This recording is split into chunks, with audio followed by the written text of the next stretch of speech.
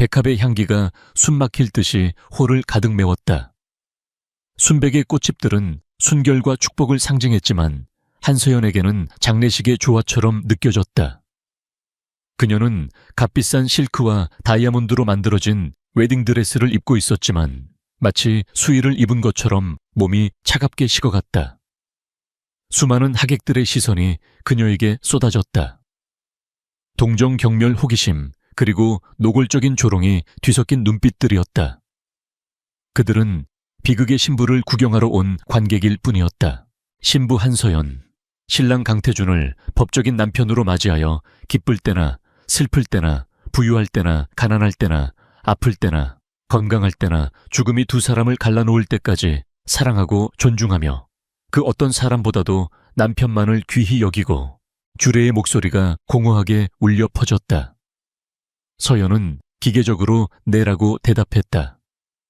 그녀의 목소리는 너무나 작아서 간신히 자신의 귀에만 들릴 정도였다. 그녀의 시선은 휠체어에 앉아있는 남자 그녀의 남편이 될 강태준에게 고정되어 있었다. 대한민국 재계서열 1위, JK그룹의 유일한 후계자. 반년 전 의문의 교통사고로 식물인간이 되어버린 비운의 황태자. 짙은 속눈썹 아래 감긴 눈 오뚝한 콧날, 굳게 닫힌 입술. 그는 살아있는 사람이라기보다는 정교하게 만들어진 밀랍 인형에 가까웠다. 미동도 없는 그의 모습은 서연의 절망을 더욱 깊게 만들었다. 이 결혼은 철저한 거래였다. 서연의 아버지 한지훈 사장의 회사는 부도 직전이었고 그녀의 계모인 최유라는 딸을 팔아 회사를 살릴 기회를 놓치지 않았다. 강태준의 삼촌이자 JK그룹의 부회장인 강민혁은 식물인간이 된 조카에게 헌신적인 아내를 붙여줌으로써 자신의 자비로운 이미지를 구축하고 동시에 강태준의 막대한 유산을 관리할 명분을 얻고자 했다. 양측의 이해관계가 완벽하게 맞아떨어진 결과 한서연이라는 재물이 제단 위에 올려졌다. 서약이 끝나고 반지를 교환할 차례가 되었다. 물론 강태준은 반지를 낄 수 없었다. 강민혁 부회장이 자상한 미소를 지으며 다가와 서연의 손에서 반지를 받아 태준의 차가운 손가락에 억지로 끼워 넣었다. 그리고는 서연의 손을 잡아 태준의 손 위에 올려놓으며 말했다. 사야가 이제부터 우리 태준이 잘 부탁하네. 자네의 헌신이 기적을 만들어낼지도 모르지. 그의 목소리는 따뜻했지만 그의 눈은 차가운 계산으로 번뜩이고 있었다. 서연은 속으로 비웃었다. 기적 그들이 바라는 것은 기적이 아니라 강태준이 영원히 깨어나지 않는 것이리라. 그래야만 그의 모든 것을 차지할 수 있을 테니까. 결혼식은 소리 없이 진행되는 연극과 같았다. 피로 연장에서도 서연은 유령처럼 겉돌았다. 사람들은 그녀가 아닌 그녀의 아버지와 계모, 그리고 강민혁 부회장에게 축하 인사를 건넸다. 최유라는 상류층 사모님들 사이에서 마치 승리자처럼 웃고 있었고 한지훈 사장은 죄책감에 고개를 숙인 채 술만 들이켰다. 서연은 그 모든 광경을 무표정한 얼굴로 지켜보았다. 이미 마음속에서 모든 것을 포기한 사람이 지을 수 있는 그런 표정이었다. 얼마나 시간이 흘렀을까. JK그룹의 가사 총괄을 맡고 있다는 중년의 여성이 다가와 그녀를 신방으로 안내했다. 강씨 가문의 본가 서울에서 가장 비싼 땅에 자리 잡은 거대한 저택이었다. 복도를 걷는 동안 수많은 고가의 미술품과 장식들이 스쳐 지나갔지만 서연의 눈에는 아무것도 들어오지 않았다. 그저 금으로 만들어진 거대한 감옥처럼 느껴질 뿐이었다. 이곳이 회장님의 침실입니다. 필요한 것이 있으시면 언제든지 호출벨을 눌러주십시오. 가사 총괄은 정중하게 말했지만 그녀의 눈빛에는 연민이 서려 있었다. 이 젊고 아름다운 여인이 앞으로 어떤 삶을 살게 될지 그녀는 이미 알고 있었다. 방은 어마어마하게 넓었다. 최고급 가구와 최첨단 의료 장비들이 기묘한 조화를 이루고 있었다. 방 한가운데 놓인 거대한 침대에 강태준이 누워 있었다. 웨딩수트 대신 환자복으로 갈아입혀진 상태였다. 그의 옆에서는 심박수를 알리는 모니터가 규칙적인 소리를 내고 있었다. 삐삐삐. 그 소리가 마치 그녀의 남은 인생을 카운트다운하는 것처럼 들렸다. 하녀들이 들어와 서연의 무거운 웨딩드레스를 벗기고 편안한 실크 잠옷으로 갈아입혀 주었다. 그녀들의 손길은 조심스러웠지만 그 속에는 숨길 수 없는 호기심이 담겨 있었다. 식물인간 남편과의 첫날 밤을 보내게 될 신부. 이보다 더 좋은 가십거리는 없을 터였다. 모두가 나가고 방에는 오직 서연과 태준, 그리고 기계 음만이 남았다. 거대한 정막이 그녀를 짓눌렀다. 서연은 침대에서 멀리 떨어진 창가로 다가가 섰다. 통유리창 밖으로 서울의 야경이 별처럼 쏟아졌다. 저 수많은 불빛 속에는 저마다의 삶과 이야기가 있겠지. 하지만 이제 그녀의 이야기에는 어떤 희망도 남아있지 않았다. 그녀는 유리창에 비친 자신의 모습을 보았다. 창백한 얼굴, 공허한 눈동자. 24살, 이제 막 인생을 시작할 나이에 그녀의 삶은 끝나버렸다. 눈물이 뺨을 타고 흘러내렸다. 소리 없는 눈물이었다. 울부짖을 힘조차 남아있지 않았다. 이렇게 다 끝나는구나. 그녀는 작게 속삭였다. 그때였다. 끝나긴 뭐가 끝나. 차가운 남자의 목소리였다. 서연은 온몸이 얼어붙는 것 같았다. 환청인가 그녀는 천천히, 아주 천천히 고개를 돌렸다. 그리고 그녀는 보았다. 침대에 밀랍 인형처럼 누워 있어야 할 강태준이 상체를 일으켜 앉아 있었다. 그의 눈은 뜨여 있었다. 반년 동안 감겨있던 그의 눈은 밤하늘처럼 깊고 날카로운 빛을 뿜어내며 정확히 그녀를 향하고 있었다. 모니터의 규칙적인 기계음 외에는 아무 소리도 들리지 않아야 할 이 방에서 그의 목소리는 천둥처럼 울렸다. 내 아내가 되기로 한 이상 이제부터가 시작이지. 서연은 숨을 쉴 수 없었다. 그녀의 눈에 비친 남자는 식물인간이 아니었다. 그의 눈빛에는 세상을 호령하는 자의 오만함과 모든 것을 꿰뚫어 보는 듯한 지성이 담겨 있었다. 그는 침대에서 천천히 몸을 일으켰다. 식물인간은커녕 조금도 아픈 사람처럼 보이지 않았다. 단련된 근육으로 다져진 몸은 잠옷 아래에서도 그 윤곽이 뚜렷했다. 놀란 모양이군. 하긴 죽은 줄 알았던 남편이 말을 거니 그럴만도 하지. 그가 침대에서 내려와 서연을 향해 걸어왔다. 한 걸음 한 걸음. 그의 발걸음 소리가 서연의 심장을 내려찍는 것 같았다. 그녀는 뒷걸음질 치다 차가운 유리창에 등이 닿았다. 더 이상 물러설 곳이 없었다. 누구세요? 바보 같은 질문이라는 것을 알면서도 그 말밖에 나오지 않았다. 남자는 그녀의 바로 앞에 멈춰 섰다. 압도적인 존재감이었다. 그는 서연의 턱을 부드럽게 하지만 거부할 수 없는 힘으로 들어 올렸다. 그의 차가운 손가락이 그녀의 피부에 닿자 서연은 자신도 모르게 몸을 떨었다. 내 남편 강태준이다. 그의 목소리는 낮고 차분했지만 그 안에는 서슬퍼런 위압감이 서려 있었다. 아니, 당신은 식물인간. 그랬었지. 적어도 세상 사람들에게는. 그가 비웃듯 입꼬리를 올렸다. 그 미소는 잔인할 정도로 매력적이었다. 내 장례식에 기꺼이 와준 하객들을 실망시킬 수는 없잖나. 특히 나를 이 꼴로 만든 주범 앞에서는 더더욱 완벽한 연기가 필요했지. 서연의 머릿속이 하얗게 비었다. 이 상황을 이해할 수가 없었다. 이 모든 것이 거대한 사기극이었다는 말인가? 그렇다면 왜? 한서연 씨, 태준이 그녀의 눈을 똑바로 응시하며 말했다. 그의 눈빛은 너무나 강렬해서 마치 그녀의 영혼까지 꿰뚫어 보는 것 같았다. 당신이 왜 여기에 있는지 알아.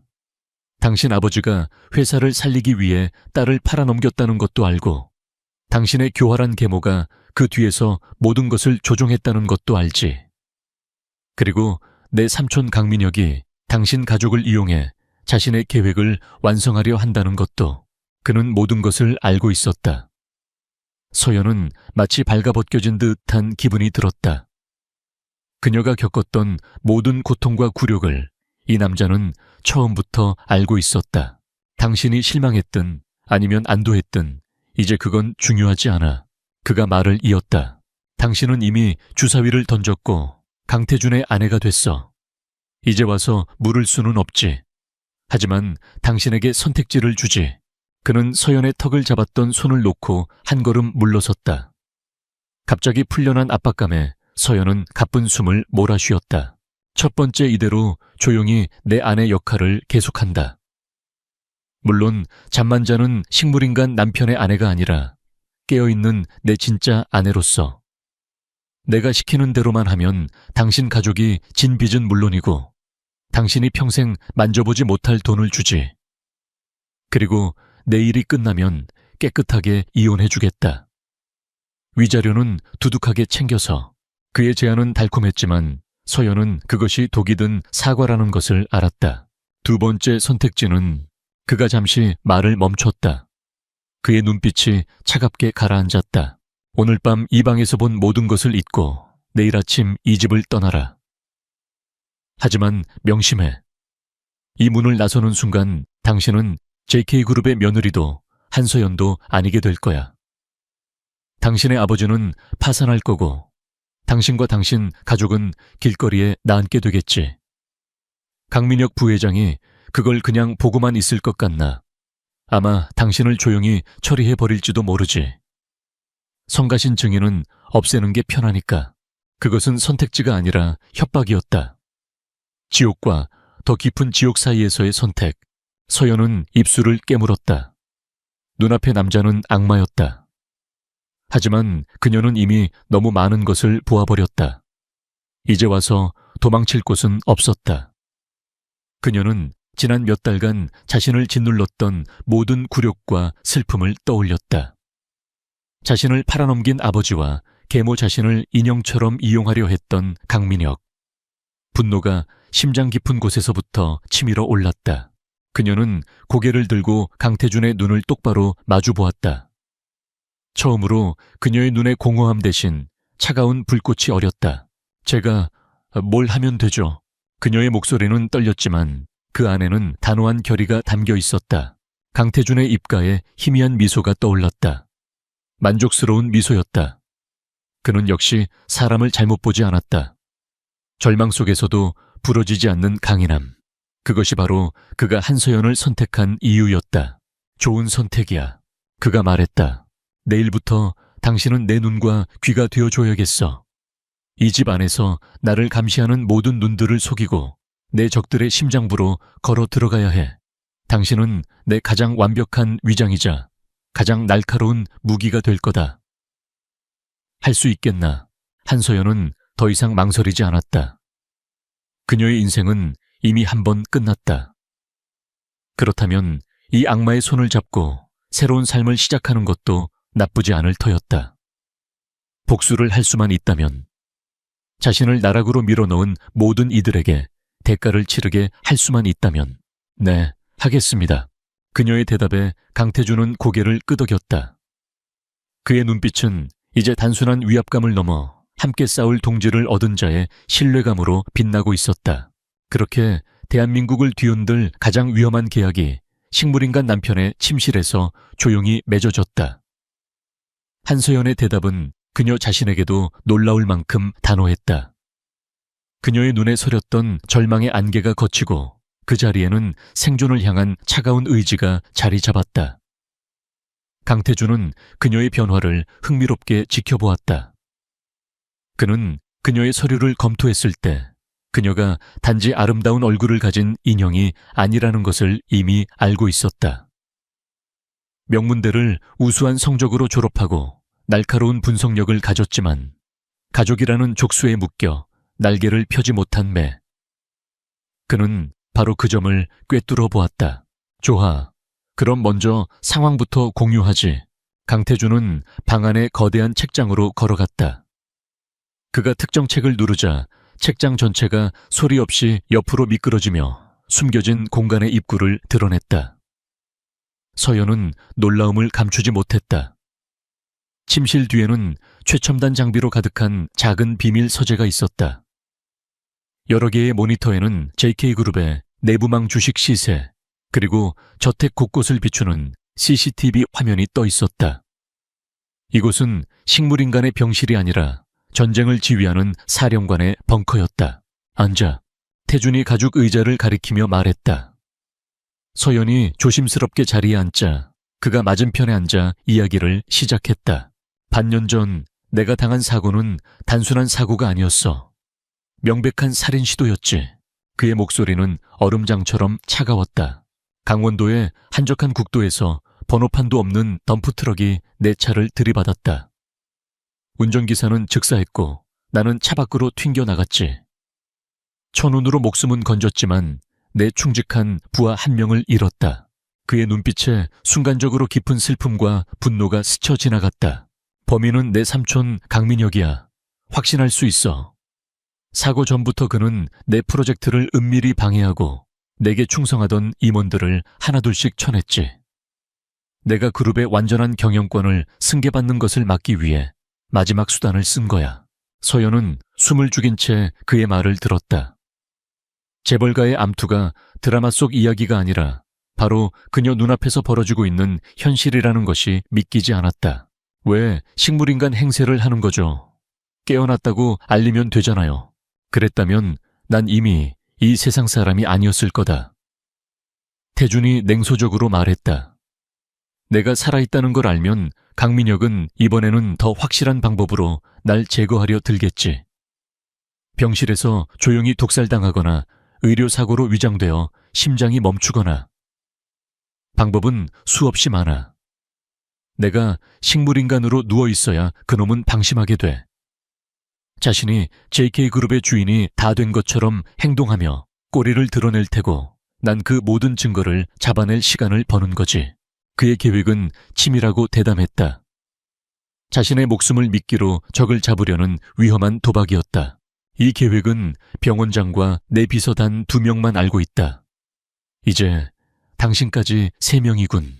그는 서랍에서 서류 한 뭉치를 꺼내 서연 앞에 테이블에 올려놓았다. 두꺼운 종이의 맨 위에는 비밀 유지 및 상호 협력 계약서라는 글자가 선명하게 박혀 있었다. 이것이 우리의 동맹을 증명할 계약서다. 변호사가 입회하지 않았으니 법적 효력은 없겠지만 우리 두 사람 사이의 약속이지.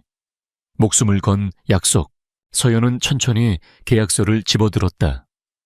그녀는 내용을 꼼꼼히 읽어 내려갔다. 제1조 의뢰 의무를 한서연은 갑 강태준의 법적 아내로서 대외적으로는 헌신적으로 남편을 간병하는 역할을 수행한다. 저택 내에서는 갑의 눈과 귀가 되어 강민혁 부회장을 포함한 모든 가솔 및 사용인의 동태를 갑에게 보고해야 한다. 갑이 지시하는 특정 임무를 수행할 의무를 가진다. 제2조 갑의 의무 갑 강태준은 계약 기간 동안 을 한서연의 신변 안전을 절대적으로 보장한다. 을의 부친이 운영하는 회사의 부채를 상환하고 경영이 유지될 수 있는 최소한의 자금을 지원한다. 갑의 목표 강민혁의 몰락가 달성되면 본 계약은 즉시 종료된다. 제3조 계약 종료 후 조건 계약 종료 시 갑은 을과의 이혼에 합의하며 을의 완전한 경제적 자립을 보장할 수 있는 충분한 액수의 위자료를 지급한다. 또한 을이 그녀의 가족으로부터 법적 사회적으로 완전히 독립할 수 있도록 필요한 모든 증거와 지원을 제공한다. 제4조 비밀 유지 계약 기간 중은 물론 계약 종료 후에도 을은 본 계약의 내용과 갑의 비밀 생존 사실에 대해 절대적인 비밀을 유지해야 한다. 만약 이를 어길 시 갑은 제2조와 제3조의 모든 의무를 파기하며 을과 그녀의 가족에게 발생하는 모든 불이익에 대해 책임을 지지 않는다. 조항들은 간결하고 명확했다. 모든 것은 철저히 계산된 비즈니스였다. 사랑도 연민도 없는 오직 생존과 복수를 위한 거래. 특히 제3조는 서연의 마음을 흔들었다. 가족으로부터의 완전한 독립. 그것은 그녀가 평생 꿈꿔왔지만 감히 바라볼 수 없었던 것이었다. 궁금한 거 있나? 태준이 그녀의 표정을 읽으며 물었다.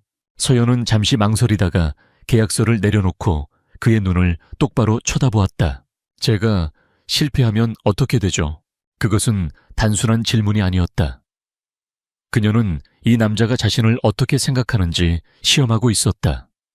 언제든 버릴 수 있는 장기말로 보는지 아니면 정말로 동맹으로 생각하는지. 태주는 그녀의 의도를 알아차리고 피식 웃었다. 실패는 없어. 내가 그렇게 만들지 않을 거니까. 그의 목소리에는 절대적인 자신감이 담겨 있었다. 하지만 당신 질문의 의도는 알겠군. 당신을 쓰고 버리는 소모품으로 생각하냐 이거겠지. 그는 몸을 앞으로 기울였다. 한소연 씨, 착각하지 마. 이건 내가 당신에게 베푸는 시혜가 아니야. 나 역시 당신이 필요해. 강민혁이 자신의 손으로 직접 뽑은 세상 물정 모르는 순진한 며느리만큼 그의 경계심을 허물기에 좋은 위장막은 없으니까. 당신의 성공이 곧 나의 생존이야. 우린 같은 배를 탔고 배에 구멍이 나면 같이 죽는 거다. 이보다 더 확실한 신뢰의 이유는 없지 않나. 그의 대답은 냉정했지만 그 어떤 감성적인 위로보다 더 서연을 안심시켰다. 그는 그녀를 동정해서가 아니라 그녀의 가치를 인정했기에 선택한 것이었다. 서연은 처음으로 누군가에게 필요한 존재로 여겨진다는 기묘한 감각을 느꼈다. 그녀는 더 이상 망설이지 않고 테이블 위에 펜을 집어들었다. 그리고 계약서의 아래 서명란에 자신의 이름 한서연 3글자를 또박또박 적어 내려갔다. 그녀의 필체는 가늘었지만 그 안에는 강철 같은 결의가 담겨 있었다. 서명을 마친 서연이 계약서를 태준에게 건네자 그도 자신의 이름을 서명했다. 2개의 서명이 나란히 놓인 계약서는 이제 그들의 운명을 묶는 족쇄이자 유일한 희망의 증표가 되었다. 조하, 동맹은 성립됐다. 태준이 계약서를 서랍에 넣으며 말했다. 그는 다시 사령관의 얼굴로 돌아와 있었다. 이제 첫 번째 임무를 주지. 그는 모니터 하나를 가리켰다. 저택의 구조도가 나타났다. 이 집에는 총 32개의 CCTV가 설치되어 있지만 사각지대가 존재해. 그리고 강민혁은 아주 교활한 자라 중요한 이야기는 반드시 그 사각지대에서 나누지. 당신은 그의 아내와 자연스럽게 차를 마시거나 저택을 산책하면서 그들의 대화를 엿들어야 해. 그들의 입에서 이사나 주주총회 같은 단어가 나오면 무조건 나에게 보고해야 한다. 그는 작은 귀걸이 한 쌍을 서연에게 건넸다. 평범한 다이아몬드 귀걸이처럼 보였다. 오른쪽 귀걸이는 초소형 녹음기, 왼쪽은 통신기다. 왼쪽 귀걸이를 2번 가볍게 터치하면 나와 연결돼. 급한 상황이 아니면 사용하지 마. 모든 통신은 감청될 위험이 있으니까. 서연은 귀걸이를 받아들었다. 작고 차가운 금속의 감촉이 현실감을 더했다. 그리고 가장 중요한 것, 태준이 그녀의 눈을 응시하며 말했다. 그의 목소리는 그 어느 때보다 진지했다. 이 집에서 나 외에는 아무도 믿지 마.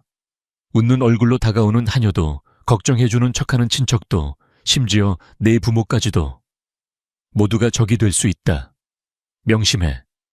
네. 서연은 굳게 대답했다. 조하, 이제 나가봐. 곧 아침이 밝아올 테니 슬슬 슬픔에 잠긴 헌신적인 아내 연기를 시작할 시간이야. 오늘 아침 식사 자리에서 강민혁 부부가 내게 무슨 말을 하는지 어떤 표정을 짓는지 하나도 놓치지 마라. 그게 너의 첫 번째 시험대가 될 거다. 그의 말이 끝나자마자 서연은 비밀 서재에서 나왔다. 그녀가 나오자 책장은 다시 원래의 자리로 소리 없이 움직였다. 강태준은 어느새 다시 침대로 돌아가 의료 장비를 몸에 연결하고 미동도 없는 식물인간의 모습으로 누워 있었다. 방 안에는 다시 규칙적인 기계 음만이 울려 퍼졌다. 모든 것이 꿈이었던 것처럼 느껴졌다. 하지만 서연의 손에 들린 차가운 귀걸이와 그녀의 심장을 뛰게 하는 팽팽한 긴장감은 이 모든 것이 현실임을 증명하고 있었다. 서연은 침대 옆 작은 의자에 앉았다. 그녀는 태준의 손을 잡았다. 그의 피부는 여전히 차가웠지만 이제는 그 차가움이 다르게 느껴졌다. 그것은 죽음의 냉기가 아니라 폭풍 전야의 고요함이었다. 창밖으로 새벽의 여명이 밝아오고 있었다. 어둠이 걷히고 새로운 하루가 시작되고 있었다. 그녀의 진짜 결혼 생활이, 그리고 위험한 전쟁이 이제 막 시작되고 있었다. 서연은 태준의 손을 잡은 채 뜬 눈으로 아침을 맞이했다. 그녀의 눈빛은 더 이상 절망으로 가득 차 있지 않았다. 그 자리에는 이제 막 전장에 나서는 병사의 비장함이 서려 있었다. 아침 햇살이 두꺼운 커튼을 뚫고 방 안으로 스며들었다. 한서연은 밤새 한숨도 자지 못했다. 그러나 그녀의 얼굴에는 피곤한 기색 대신 팽팽한 긴장감이 감돌았다. 노크 소리와 함께 하녀들이 들어왔을 때 그녀는 이미 완벽하게 비련의 신부로 변신해 있었다. 사모님 일어나셨습니까? 나이가 지긋한 수석 하녀가 조심스럽게 물었다. 그녀의 눈빛에는 연민과 호기심이 뒤섞여 있었다. 서연은 마치 밤새 남편 곁을 지킨 사람처럼 의자에 앉은 채로 희미하게 눈을 떴다. 그녀는 일부러 헝클어진 머리를 정돈하며 나직이 말했다. 벌써 아침이네요. 남편의 상태는 밤새 괜찮았어요. 그녀는 익숙하게 침대 옆에 놓인 물수건을 들어 강태준의 이마와 뺨을 정성스럽게 닦아주었다. 그녀의 손길은 부드러웠지만 그 행동 하나하나에는 수많은 눈들이 자신을 지켜보고 있다는 사실을 계산에 넣은 치밀한 연기가 담겨 있었다. 어젯밤 강태준은 그녀에게 말했다. 이 집의 모든 벽에는 귀가 있고 모든 하녀는 강민혁의 스파이가 될 수 있다. 너의 모든 행동이 그에게 보고될 거다. 아침 식사는 아래층에 준비되어 있습니다. 나는 괜찮아요. 여기서 남편 곁에 있을게요. 서연은 일부러 식사를 거부하며 헌신적인 아내의 모습을 연출했다. 그러시면 안 됩니다, 사모님. 몸이 상하십니다. 부회장님, 내외분께서도 기다리고 계십니다. 수석 하녀의 말에 부회장이라는 단어가 박히자 서연은 잠시 망설이는 척했다. 이것 또한 강태준의 시나리오에 있었다. 너무 강하게 거부하면 의심을 살 수 있다. 순종적이지만 마지못해 자리를 뜨는 모습을 보여야 했다. 알겠습니다. 잠시만 다녀올게요. 그녀는 아쉬운 듯 태준의 손을 한번 꼭 잡았다가 놓고 자리에서 일어났다. 거대한 저택의 다이닝룸은 찬 공기로 가득했다. 긴 테이블의 상석에는 강민혁 부회장이, 그 옆에는 그의 아내 윤선희가 앉아 있었다. 그들은 이미 식사를 시작하고 있었다. 서연의 등장에도 그들은 눈길 한번 주지 않았다. 명백한 무시였다. 서연은 묵묵히 강태준의 자리, 즉 강민혁의 맞은편에 앉았다. 하녀가 그녀 앞에 스프를 놓아주자 윤선희가 그제야 입을 열었다. 그녀의 목소리는 비단결처럼 부드러웠지만 그 안에는 날카로운 가시가 숨어 있었다. 어머 새아가, 밤새 잠은 좀 잤니? 얼굴이 많이 상했구나. 걱정하는 말투였지만 그녀의 눈은 서연의 초라한 모습을 훑으며 즐기고 있었다. 괜찮습니다, 어머님. 서연은 최대한 공손하게 대답했다. 제가 해야 할 일인걸요. 그래, 네가 할 일이지. 윤선희가 우아하게 찻잔을 들며 말했다.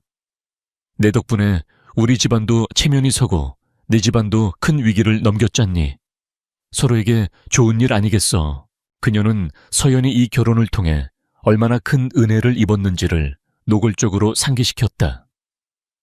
서연은 속으로 분노가 치밀었지만 겉으로는 희미하게 미소 지으며 고개를 숙였다. 다 어른들께서 잘 보살펴 주신 덕분입니다. 그때까지 조용히 식사만 하던 강민혁이 입을 열었다. 그는 아내와는 달리 인자하고 자상한 목소리로 말했다. 사야가, 너무 무리하지 말거라. 네가 쓰러지면 태준이는 누가 돌보겠니? 네 건강도 중요하단다. 태준이 상태는 좀 어떻더냐? 어제와 다른 변화는 없었고 그의 질문은 다정하게 들렸지만 사실은 태준의 상태에 변화가 없는지를 확인하려는 날카로운 탐색이었다. 네, 아버님, 어제와 같으세요. 하지만 제가 곁에 있으면 조금은 편안해 하시는 것 같아요. 서연은 순진한 얼굴로 약간의 희망을 품은 듯한 표정을 지었다. 강민혁은 그녀의 대답에 만족한 듯 고개를 끄덕였다. 그가 보기에 한서연은 그저 세상 물정 모르는 순진한 여자아이일 뿐이었다. 남편이 기적적으로 깨어나기만을 바라는 다루기 쉬운 인형, 그래. 네 정성이 하늘에 닿으면 좋은 일이 있겠지. 강민혁은 그렇게 말하며 다시 식사에 집중했다. 윤선희는 서연을 경멸 어린 눈으로 쳐다보며 콧방귀를 뀌었다. 그들 부부에게 한서연은 더 이상 관심의 대상이 아니었다. 아침 식사가 끝나고 서연이 자리에서 일어나려 할 때 윤선희가 그녀를 불렀다. 사야가 나랑 정원이나 좀 걷지 않겠니? 아침 공기가 아주 좋구나. 올 것이 왔다고 서연은 생각했다. 그녀는 순순히 대답했다. 네 어머님, 강씨 가문의 정원은 작은 공원이라고 해도 될 만큼 넓고 아름다웠다. 희귀한 꽃과 나무들이 잘 가꾸어져 있었다. 윤선희는 앞장서 걸으며 마치 자신이 이 저택의 안주인인 양정원을 소개했다. 이 나무는 내 시아버님께서 살아계실 때 아끼시던 거야. 이제는 우리 남편이 관리하고 있지. 사실 이 집안의 모든 일이 이제 그 사람 손에 달려있단다. 태준이가 저렇게 누워있으니 어쩔 수 없는 일 아니겠니? 그녀의 말 속에는 은근한 자랑과 과시가 묻어나왔다. 서연은 조용히 듣기만 하며 귀걸이를 가볍게 한번 만졌다. 녹음이 시작되었다. JK그룹도 마찬가지야. 회장 자리가 비어있으니 이런저런 말들이 많아. 그래서 말인데 조만간 대대적인 조직 개편이 있을 거란다. 불필요한 사람들은 쳐내고 우리 사람들을 요직에 앉혀야 그룹이 안정이 되지. 윤선희는 서연을 완전히 경계 밖의 인물로 생각하고 술술 속내를 털어놓았다. 그녀에게 서연은 자신의 권력을 과시하고 하소연할 수 있는 안전한 쓰레기통 같은 존재였다. 아, 그러시군요. 저는 그런 건 잘 몰라서요. 서연은 일부러 어리숙한 표정을 지으며 말했다. 어려운 일은 아버님께서 다 알아서 해주시겠지요. 물론이지. 윤선희가 만족스러운 미소를 지었다. 그러니 넌 아무 걱정 말고 태준이 옆에서 조용히 간병이나 잘하면 돼. 아, 그리고 다음 주에 중요한 임시 주주총회가 열릴 거야. 아마 형식적인 절차가 되겠지만 태준이의 의결권을 위임받는 절차가 필요해서 말이다. 넌 그냥 도장만 찍으면 돼. 알겠지? 임시 주주총회, 의결권 위임. 강태준이 말했던 핵심 단어들이었다. 서연은 심장이 철렁 내려앉았지만 겉으로는 아무것도 모른다는 듯 순진하게 고개를 끄덕였다. 네, 어머님. 아버님께서 시키시는 대로 할게요. 그녀의 완벽한 연기에 윤선희는 이제 그녀에 대한 흥미를 완전히 잃었다. 그녀는 하품을 하며 말했다. 이제 그만 들어가자. 슬슬 피부 관리받을 시간이네. 넌 어서 태준이에게 가보렴. 서연은 정중하게 허리를 숙여 인사하고 자신의 방으로 돌아왔다. 방으로 돌아오자마자 그녀는 문을 잠그고 숨막혔던 숨을 토해냈다. 온몸에 식은땀이 흘렀다. 거대한 늑대들 앞에서 양처럼 떨어야 했던 시간. 정말이지 지옥 같았다. 그녀는 왼쪽 귀걸이를 가볍게 2번 터치했다. 잠시 후 지지직거리는 소리와 함께 귀 안에서 작은 목소리가 들려왔다. 깍까디. 강태준의 목소리였다. 저예요. 방금 윤선희 여사와 정원에서 서연은 떨리는 목소리로 방금 있었던 일을 보고했다. 윤선희가 했던 말, 특히 조직 개편과 임시 주주총회, 의결권 위임에 대한 내용을 빠짐없이 전달했다. 녹음은 했어요. 귀걸이에 전부 잘했다. 짧은 칭찬이었지만 서연은 왠지 모를 안도감을 느꼈다. 예상했던 대로군. 임시 주주총회에서 의결권을 위임받아 조직 개편이라는 명목으로 내 사람들을 모두 잘라내고 회사를 통째로 삼킬 생각이야. 생각보다 더 서두르는군. 그의 목소리는 차분했지만 그 안에는 분노의 불꽃이 이글거리고 있었다. 오늘 밤 내가 다시 서재로 부를 때까지 기다려. 그리고 계속해서 그들의 눈을 속여. 넌 지금 아주 잘하고 있어. 통신이 끊겼다. 서연은 한참 동안 그 자리에 서 있었다. 그녀는 자신의 첫 번째 임무를 완수했다. 그리고 그 대가로 적들의 계획의 일부를 알아냈다. 이것이 바로 강태준이 말한 전쟁이었다. 그날 밤 강민혁 부회장의 서재. 한서연, 그 아이 어떻소? 강민혁이 위스키 잔을 흔들며 물었다. 뭘 어떻겠뇨? 그냥 머리가 텅 빈 예쁜 인형이지. 당신 조카 걱정에 눈물이나 짜는 멍청한 계집애예요. 윤선이가 경멸적으로 말했다. 당신은 너무 신중한 게 탈이라니까. 그런 애한테 뭘 그리 신경을 써요. 그런가? 강민혁은 아내의 말에 동의하면서도 아침 식사 때 마주쳤던 서연의 눈빛을 떠올렸다. 너무나 고요하고 깊이를 알 수 없었던 눈. 하지만 그는 이내 고개를 저었다. 아내의 말이 맞을 것이다. 자신이 너무 예민하게 반응하는 것뿐이다. 어쨌든 계획대로 다음 주 주주총회에서 의결권만 넘겨받으면 모든 게 끝이야. JK그룹은 이제 우리 것이오. 그는 승리를 예감하며 위스키를 단숨에 들이켰다. 그는 자신의 발밑에 있는 작은 인형이 자신의 제국을 무너뜨릴 가장 날카로운 비수가 될 것이라는 사실을 꿈에도 상상하지 못하고 있었다. 연극의 막은 이제 막 올랐을 뿐이었다. 그날 밤 한서연은 다시 비밀 서재로 불려갔다. 방 안의 공기는 이전보다 훨씬 더 팽팽하고 날카로웠다. 강태준은 모니터 앞에 서 있었고 화면에는 복잡한 재무제표와 지분 구조도가 가득했다. 그의 얼굴에는 그림자가 짙게 드리워져 있었다. 강민혁이 생각보다 빠르게 움직이고 있어. 태준이 서연을 돌아보지도 않은 채 말했다. 그는 화면의 한 부분을 가리켰다. 이게 다음 주에 열릴 임시 주주총회의 핵심 안건이야. 제3자 배정 유상증자. 간단히 말해 새로운 주식을 발행해서 외부 투자자에게 팔겠다는 거지. 그게 왜 문제죠? 서연이 물었다. 그녀는 대학에서 경영학을 전공했기에 기본적인 개념은 알고 있었다. 문제는 그 제3자가 누군지야. 태준이 다른 차트를 띄웠다. 몇 개의 낯선 페이퍼 컴퍼니 이름이 보였다. 이 회사들은 모두 강민혁이 뒤에서 조종하는 유령 회사들이다.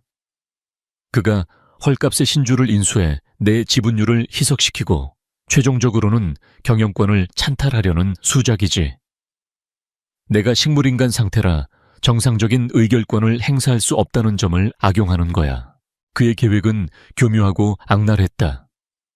합법적인 절차를 가장한 완벽한 날강도짓이었다.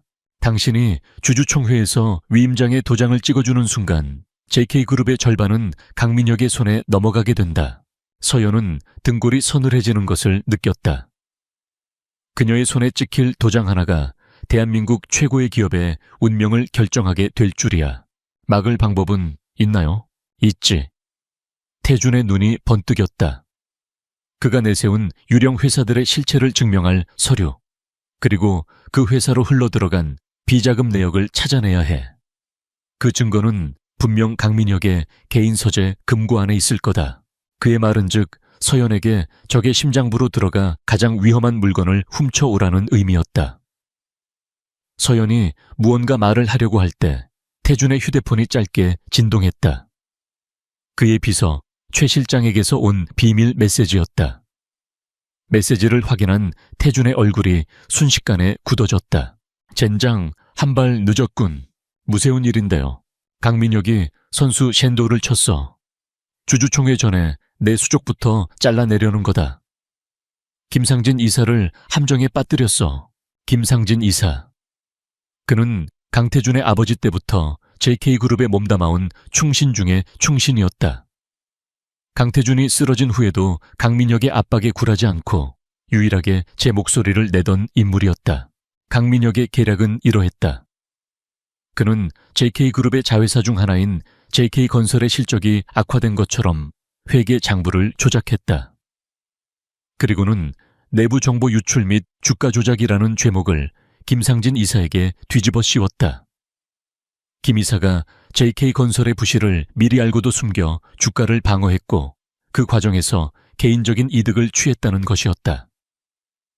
모든 증거는 완벽하게 조작되어 김 이사를 향하고 있었다. 내일 오전에 긴급 징계위원회가 열릴 거야. 김 이사는 파면되고 아마 검찰 조사까지 받게 되겠지. 그렇게 되면 주주총회에서 강민혁에게 반대표를 던질 사람은 아무도 남지 않게 돼.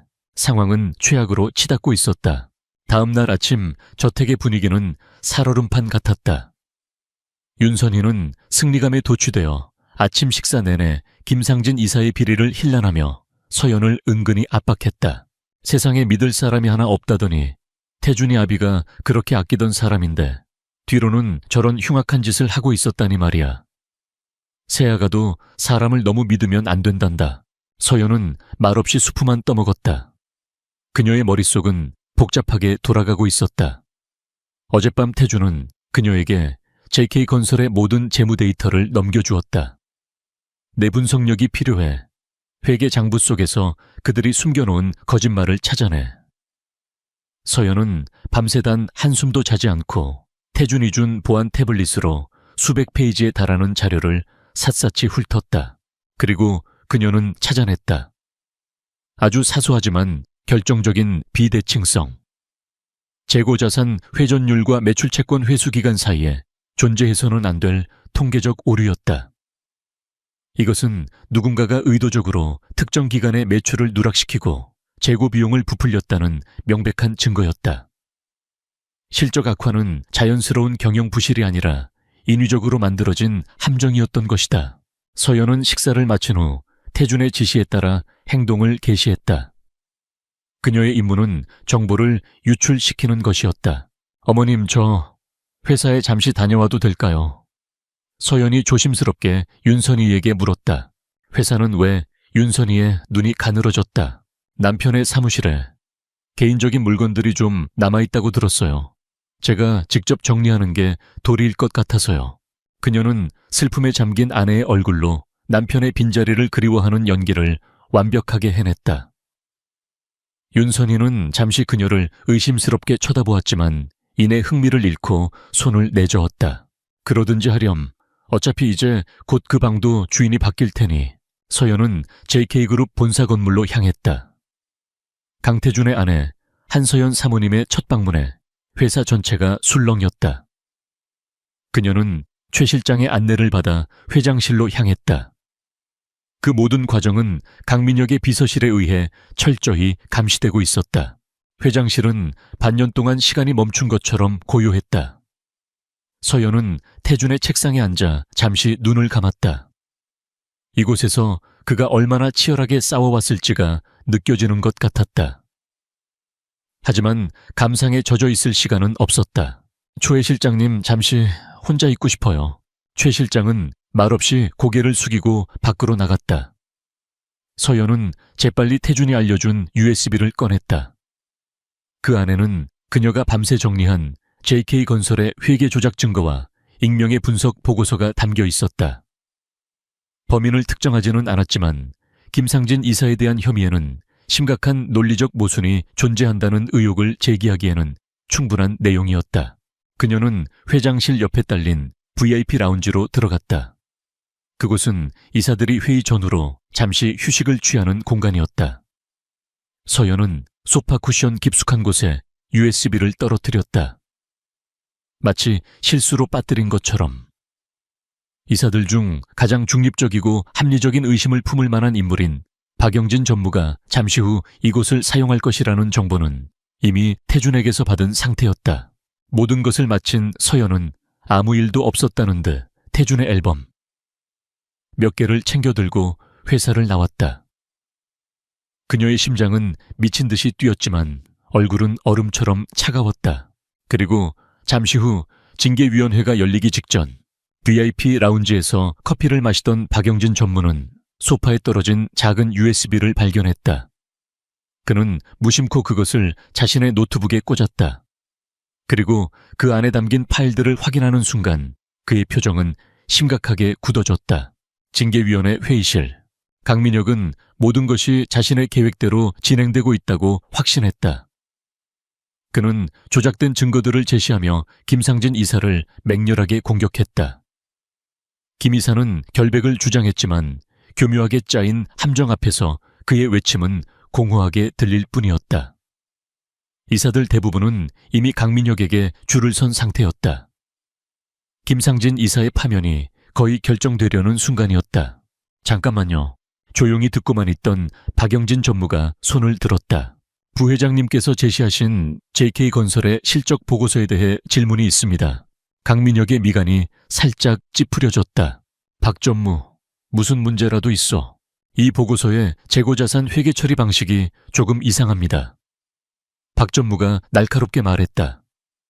제가 아는 한 이런 식의 감가상각은 명백한 회계 기준 위반입니다. 마치 의도적으로 부실을 부풀린 것처럼 보일 소지가 다분합니다.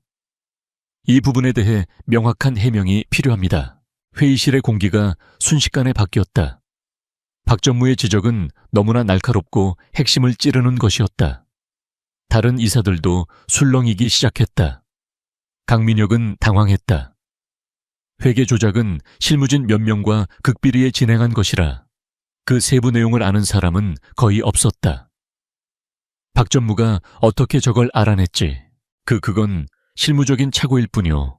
본질적인 문제는 김 이사의 배임 행위란 말이요. 강민혁이 언성을 높였지만 한번 시작된 의심의 불길은 쉽게 꺼지지 않았다. 그렇다면 더더욱 이 혐의를 뒷받침하는 핵심 증거의 신빙성에 문제가 있다는 말입니다. 저는 김상진 이사에 대한 징계 이전에 JK건설에 대한 외부 회계감사를 먼저 실시할 것을 정식으로 제안합니다. 박전무의 제안에 몇몇 중립 성향의 이사들이 동조하고 나섰다. 순식간에 전세가 역전되었다. 김 이사를 즉시 파면하려던 강민혁의 계획은 무산되었고 결국 외부 감사를 먼저 진행하는 것으로 결론이 났다. 외부 감사가 시작되면 그들이 숨겨놓은 조작의 흔적들이 드러날 것은 불보듯 뻔한 일이었다. 강민혁은 분노로 얼굴이 벌개진 채 회의실을 나왔다. 완벽했던 계획에 금이 갔다. 그는 자신의 등 뒤에서 보이지 않는 손이 움직이고 있다는 것을 직감했다. 내부 정찰을 통해 박전무가 회의 직전 라운지에서 USB를 주었다는 보고를 받은 그는 온몸에 소름이 돋는 것을 느꼈다. 대체 누가 이런 짓을? 그의 의심의 눈초리는 처음으로 그가 가장 무시하고 얕보았던 존재를 향하기 시작했다. 오늘 유일하게 회사에 그리고 그 라운지 근처에 나타났던 외부인, 자신의 조카 며느리 한서연. 그는 설마라고 고개를 저으면서도 마음속에 피어오른 섬뜩한 의심의 씨앗을 떨쳐낼 수 없었다. 김상진 이사를 축출하려던 계획이 실패로 돌아가자 강민혁은 이전과는 비교할 수 없는 경계심과 분노에 휩싸였다. 그의 완벽한 시나리오에 흠집을 낸 보이지 않는 손. 그의 모든 의심은 이제 한 사람 한서연에게로 향하고 있었다. 그는 하녀들에게 서연의 일거수일투족을 감시하라고 명령했고 심지어 외부 흥신소까지 고용해 그녀의 과거를 샅샅이 파헤쳤다. 하지만 돌아온 보고는 그의 의심을 비웃기라도 하든 평범하기 짝이 없었다. 평범한 가정, 우수한 학업 성적, 조용한 교우 관계.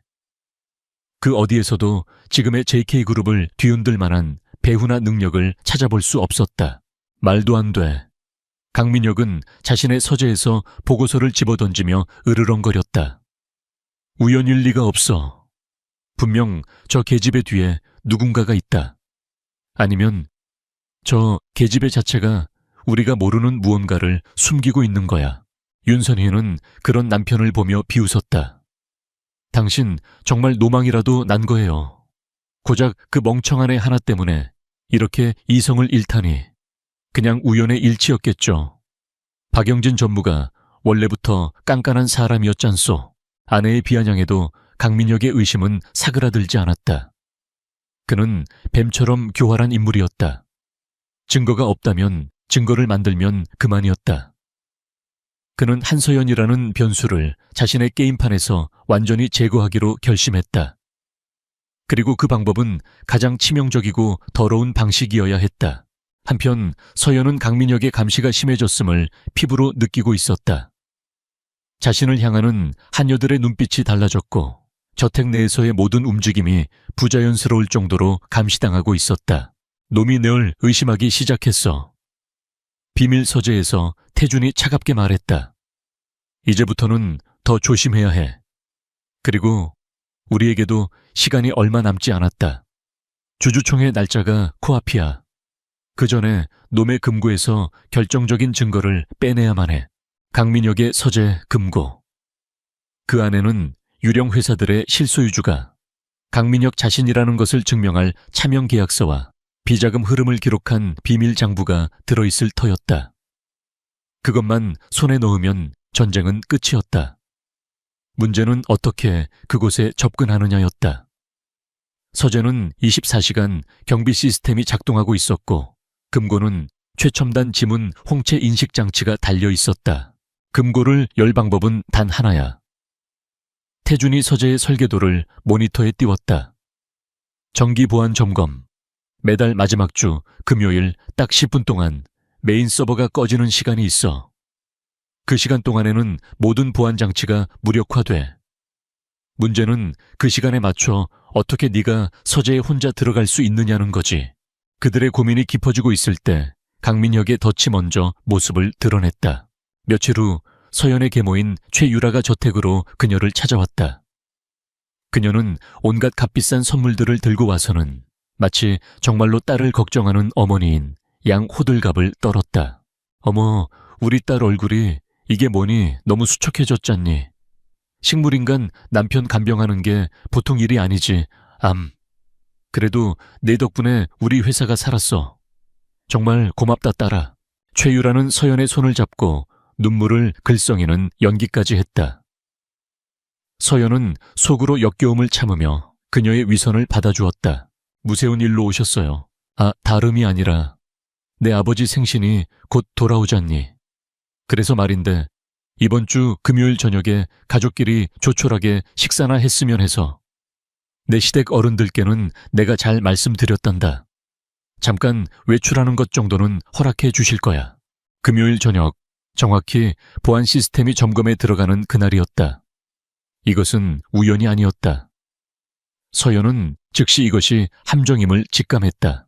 그날 밤 서연은 이 사실을 태준에게 보고했다. 함정이야. 태준이 즉각적으로 판단했다. 강민혁이 최유라를 매수해서 널 집 밖으로 유인하려는 거다. 네가 없는 사이 내 방에 무언가를 숨겨놓거나 혹은 네가 외출한 사실 자체를 빌미로 불륜 같은 스캔들을 조작할 속셈이겠지. 그럼 가면 안 되겠네요. 아니 가야 해. 태준의 눈이 차갑게 빛났다. 놈이 판을 깔아줬는데 춤을 춰주는 게 인지상정이지.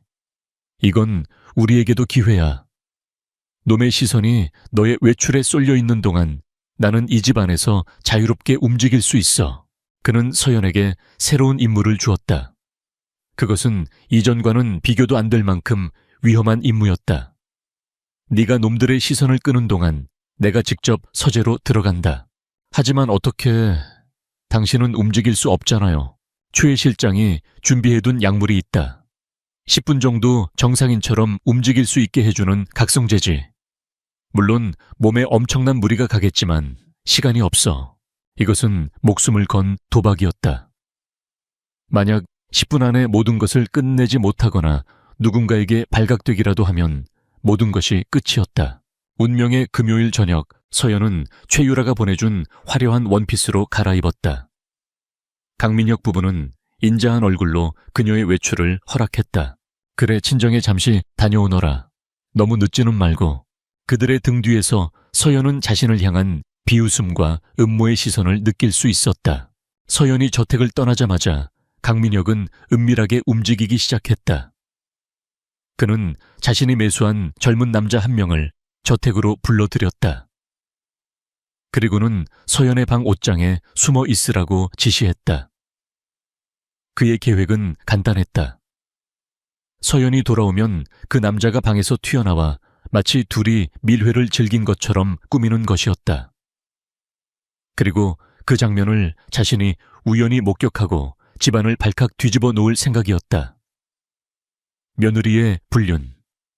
이보다 더 확실하게 그녀를 쫓아낼 명분은 없었다. 한편 서연은 최유라가 예약한 레스토랑에 도착했다. 하지만 그녀는 안으로 들어가지 않고 기색에 다른 주소를 말했다. JK그룹 본사 건물이었다. 그녀의 역할은 시선을 끄는 것뿐만 아니라 태준에게 알리바이를 만들어주는 것이기도 했다. 그녀는 로비의 보안 카메라에 자신의 얼굴을 정확히 찍히게 한 후 곧바로 차를 돌려 저택으로 향했다. 예상보다 훨씬 이른 귀가였다. 저택에서는 마침내 태준이 움직이기 시작했다. 최 실장이 주사한 각성제 덕분에 그의 몸은 기적적으로 힘을 되찾았다. 그는 자신의 침실을 나와 어둠 속에서 유령처럼 강민혁의 서재로 향했다. 정확히 보안 서버가 다운되는 시간. 띠링하는 소리와 함께 서재의 붉은색 보안 센서가 녹색으로 바뀌었다. 그는 서재로 들어가 곧장 금고로 향했다. 지문과 홍채 인식 장치는 먹통이었다. 그는 준비해온 소형 해킹 장비로 디지털 잠금 장치를 풀었다. 1분, 2분. 식은땀이 그의 뺨을 타고 흘렀다. 마침내 둔탁한 소리와 함께 금고 문이 열렸다. 그 안에는 그가 찾던 비밀 장부와 계약서들이 있었다. 그는 그것들을 재빨리 품 안에 넣었다. 바로 그 순간이었다. 서연이 저택에 도착했다. 그녀의 이른 귀가에 강민혁은 당황했지만 이내 계획을 강행하기로 마음먹었다. 그는 소리를 지르며 하인들을 불러 모았다. 지금 이게 무슨 짓들이야. 감히 내 조카의 방에서 당장 문 열어. 그는 마치 서연의 방에서 무슨 일이 벌어지고 있는 것처럼 연기하며 문을 부술 듯이 두드렸다. 하녀들과 경호원들이 몰려들었고 집안은 순식간에 아수라장이 되었다. 강민혁은 회심의 미소를 지으며 문고리를 부수고 안으로 쳐들어갔다. 방 안에는 겁에 질린 표정의 서연과 옷장 앞에 당황한 채 서 있는 젊은 남자가 있었다. 완벽한 그림이었다. 이게 무슨 파렴치한 짓이냐. 강민혁이 서연의 뺨을 향해 손을 치켜들었다.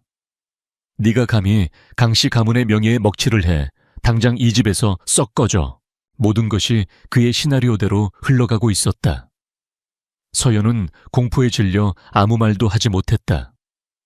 그녀의 연약한 모습에 모든 하인들은 그녀가 정말로 불륜을 저질렀다고 확신했다. 바로 그때 그 누구도 예상치 못한 일이 벌어졌다. 그 손 치우시죠, 삼촌. 얼음처럼 차갑고 지옥의 밑바닥에서부터 울려오는 듯한 목소리. 모두의 시선이 목소리가 들려온 곳으로 향했다. 복도 저편 어둠 속에서 한 남자가 천천히 걸어 나오고 있었다. 한 걸음 한 걸음.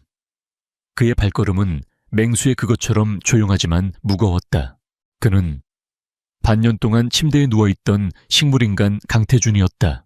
그는 더 이상 환자복을 입고 있지 않았다. 검은색 실크 가운을 걸친 그의 모습은 마치 지옥에서 돌아온 군주 같았다. 그의 눈은 분노와 경멸로 불타오르며 정확히 강민혁을 꿰뚫고 있었다. 태준아, 네가 어떻게... 강민혁의 얼굴은 하얗게 질려 마치 유령을 본 사람 같았다. 윤선이와 하인들은 비명을 지르며 뒷걸음질 쳤다. 강태준은 그들의 반응을 무시한 채 서연의 곁으로 걸어왔다. 그는 떨고 있는 서연의 어깨를 부드럽게 감싸 안았다. 그리고는 강민혁을 향해 말했다. 내 아내에게 손가락 하나라도 더 댔다간 그 손목을 잘라버릴 줄 아시오. 그의 목소리에는 살기마저 서려 있었다. 그는 품 안에서 서류 뭉치 하나를 꺼내 강민혁의 얼굴에 집어 던졌다. 그리고 당신이 벌인 더러운 짓거리들에 대한 증거는 여기 다 있어. 내일 아침 긴급 이사회가 소집될 겁니다. 당신의 몰락을 축하할 파티가 될 테니 기대하시죠. 세상이 멈춘 듯한 정적 속에서 강태준의 선전포고가 저택 전체에 울려 퍼졌다. 길고 길었던 연극이 끝나고 진짜 전쟁의 막이 오르는 순간이었다. 강태준의 등장은 저택의 모든 시간을 멈춰버렸다. 하얗게 질린 얼굴의 강민혁, 실신하기 일보 직전인 윤선이, 그리고 공포에 질려 떠는 하인들. 그 누구도 감히 숨조차 제대로 쉬지 못했다. 죽은 줄 알았던 죽은이 지옥에서 돌아온 듯한 광경이었다. 경호팀 당장 이 자들을 모두 각자의 방에 감금해. 내 허락 없이는 물 한 잔도 들여보내지 마. 강태준이 나직이 명령하자 어디선가 검은 양복을 입은 경호원들이 나타나 일사불란하게 움직이기 시작했다.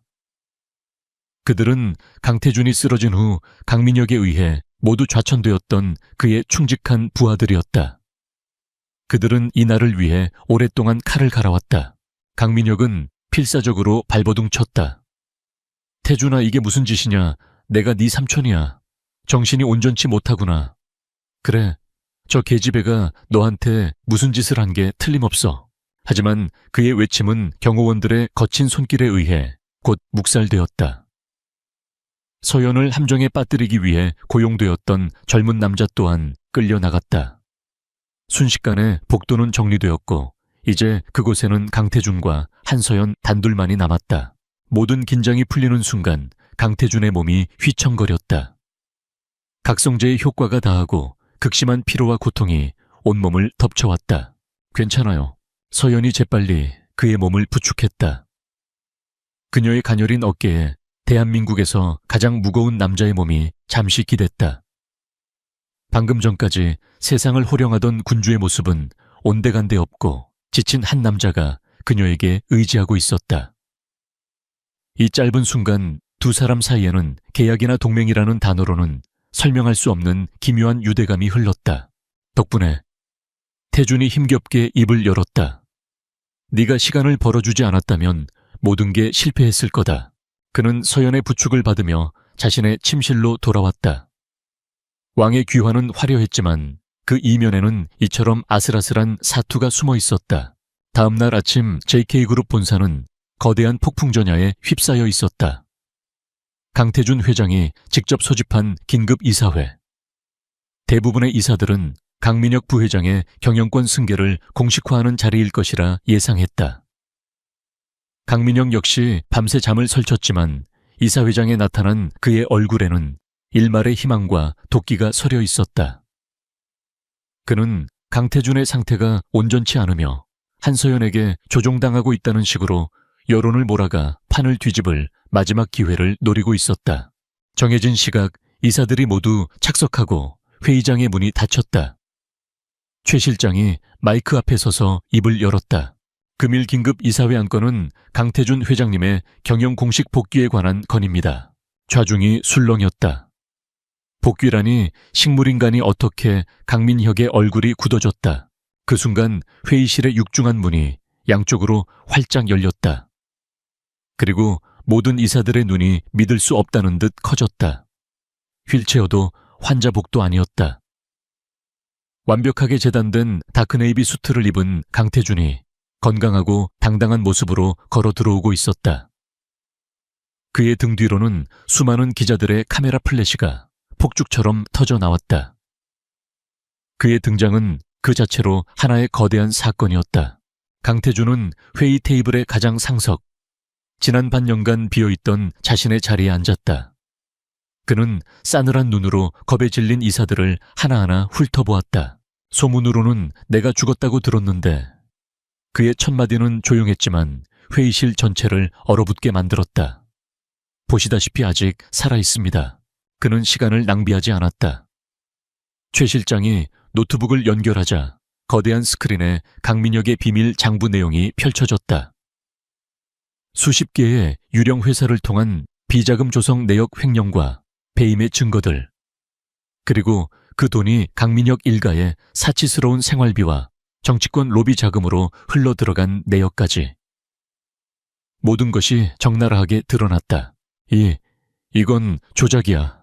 말도 안 되는 음해다. 강민혁이 자리에서 벌떡 일어나 소리쳤다. 강태준은 그를 경멸하듯 쳐다보며 다음 자료를 띄웠다. 그것은 한 남자의 영상 진술서였다. 반년 전 강태준의 차를 들이받았던 덤프트럭 운전사였다. 그는 강민혁의 수에게 돈을 받고 살인을 청부받았다는 사실을 눈물로 고백하고 있었다. 살인미수 횡령 배임, 삼촌. 태준이 나직이 불렀다. 당신은 인간이길 포기했더군요. 모든 증거 앞에서 강민혁을 따르던 이사들은 얼굴이 백지장처럼 하얗게 변했다. 강민혁은 미친 사람처럼 웃기 시작했다. 그래, 내가 그랬다. 내 놈만 없었으면 JK는 진작 내 것이었어. 내 놈의 아비도, 그리고 내 놈도 늘 내 앞을 가로막았지. 그의 광기 어린 자백은 그의 몰락에 마침표를 찍었다. 강민혁 부회장을 포함한 다음 명단의 임원들을 JK그룹의 모든 직위에서 파면한다. 강태준이 선언했다. 그리고 이 모든 증거는 방금 전 검찰에 제출되었다. 그의 말이 끝나기 무섭게 회의실 뒷문이 열리고 검찰 수사관들이 들이닥쳤다. 그들은 망연자실한 강민혁과 그의 공범들에게 수갑을 채웠다. 아비규환 속에서 JK그룹에 길었던 암흑기는 막을 내리고 있었다. 피비린내 나는 숙청은 단호하고 신속하게 이루어졌다. 같은 시각 한서연은 자신의 전쟁을 치르기 위해 아버지의 회사로 향했다. 초라한 사장실에는 이미 소식을 듣고 공포에 질려있는 한지훈 사장과 최유라가 있었다. 최유라는 서연을 보자마자 달려와 가증스러운 연기를 시작했다. 서연아, 이게 다 어떻게 된 일이니? 강서방이 깨어났다니. 정말 잘됐다. 하늘이 도우셨어. 서연은 그녀의 손을 차갑게 뿌리쳤다. 지금의 한서연은 더 이상 그들에게 팔려가던 무력한 딸이 아니었다.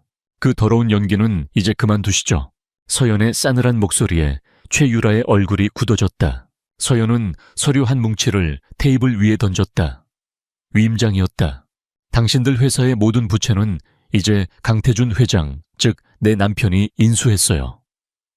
법적으로 내가 당신들의 유일한 채권자라는 뜻이죠.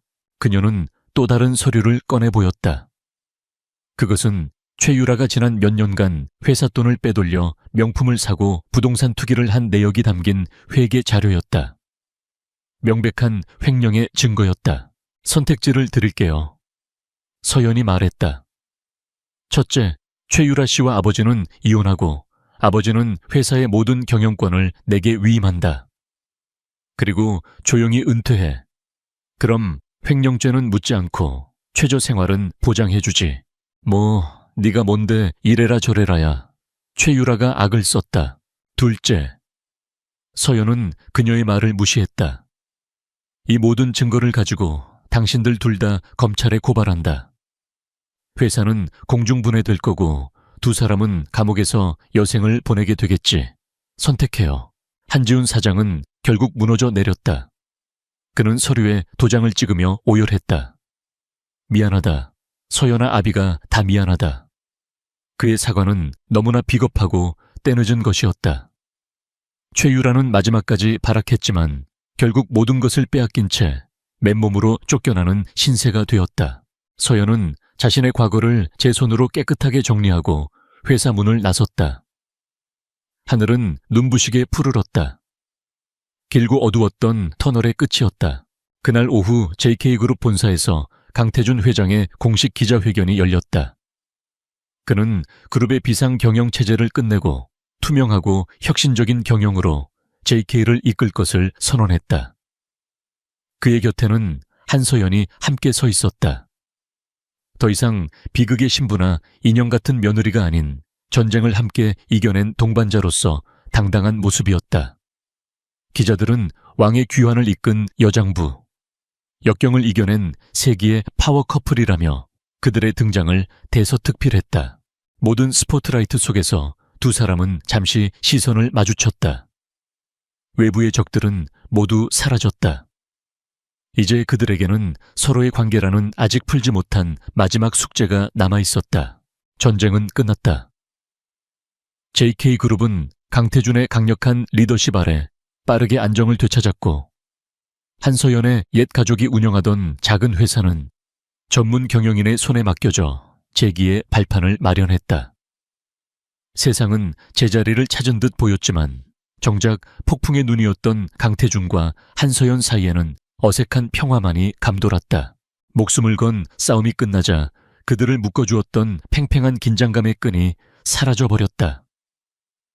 그들은 여전히 같은 저택에서 같은 침실을 사용했지만 이전과는 완전히 다른 공기가 두 사람을 감쌌다. 더 이상 비밀 서재에서의 은밀한 작전 회의도 서로의 눈빛만으로 합을 맞추는 치열함도 없었다. 계약의 목적이 달성된 지금 그들은 법적으로 부부였지만 그 무엇보다도 어색한 타인이었다. 이제 모든 것이 끝났으니 우리 관계도 정리해야겠지. 어느 날 저녁 강태준이 서재에서 서연을 불렀다. 그의 진짜 서재였다. 테이블 위에는 그들이 처음 만난 날 밤에 서명했던 비밀 유지 및 상호 협력 계약서가 놓여 있었다. 그리고 그 옆에는 이혼 서류와 평생을 써도 다 못 쓸 만큼의 천문학적인 액수가 적힌 위자료 지급 확인서가 함께 있었다. 약속했던 대로 당신에게 자유를 주겠소. 강태준은 언제나처럼 단호한 목소리로 말했지만 그의 눈빛은 미세하게 흔들리고 있었다. 그는 약속을 지키는 것뿐이었다. 그녀가 원했던 것은 자유였으니까. 하지만 그의 심장은 이것이 자신이 원하는 결말이 아니라고 비명을 지르고 있었다. 서연은 말없이 서류들을 내려다보았다. 자유, 그리고 돈. 과거의 그녀였다면 꿈에 그리던 것이었다. 이 지긋지긋한 재벌계에서 벗어나 자신만의 인생을 살 수 있는 완벽한 기회. 하지만 어째서일까? 심장이 텅 비어버린 것처럼 아팠다. 이 남자와 더 이상 엮이지 않게 된다는 사실이 그녀를 절망의 나락으로 떨어뜨리고 있었다.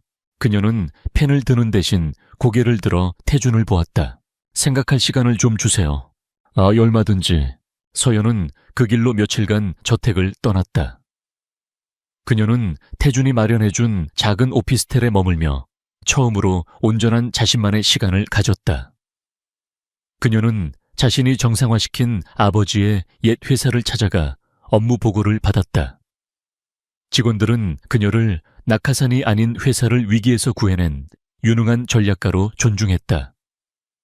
그녀는 자신의 힘으로 무언가를 이룰 수 있는 사람이 되어 있었다. 서울의 거리를 혼자 걸으며 그녀는 수없이 자신에게 물었다. 내가 정말로 원하는 것은 무엇인가? 돈, 명예, 자유 모두 아니었다. 그녀의 마음속에는 어느새 강태준이라는 남자가 너무나도 깊게 자리 잡고 있었다. 그의 차가운 말투 속에 숨겨진 다정함 세상을 다 가진 듯 오만해 보이지만 사실은 누구보다 고독했던 그의 뒷모습, 그리고 위험 속에서 자신을 지키려 했던 그의 필사적인 눈빛. 그것은 연민도 동료애도 아니었다. 명백한 사랑이었다. 하지만 서연은 알았다. 만약 그가 자신을 사랑해서가 아니라 단지 고마움이나 책임감 때문에 곁에 두려 한다면 그것은 또 다른 형태의 세장이 될 뿐이라는 것을. 그녀는 결심했다. 자신의 마음을 솔직하게 전하되 그가 같은 마음이 아니라면 깨끗하게 떠나기로. 더 이상 누구에게도 의존하지 않는 독립된 한서연으로서 당당하게 새로운 삶을 시작하기로. 한편 서연이 떠난 저택은 생기를 잃은 유령의 성처럼 변해버렸다. 강태준은 일에 미친 듯이 몰두했지만 텅 빈 저택에 돌아올 때마다 극심한 공허감에 시달렸다. 왕좌는 되찾았지만 자신의 옆자리에 있어야 할 여왕이 사라져버렸다. 그는 전쟁에서 이겼지만 정작 가장 소중한 것을 잃을 위기에 처해 있었다. 회장님, 사모님께서 떠나신 이후로 단 한 번도 웃으신 적이 없습니다. 어느 날 최 실장이 안타까운 듯 말했다.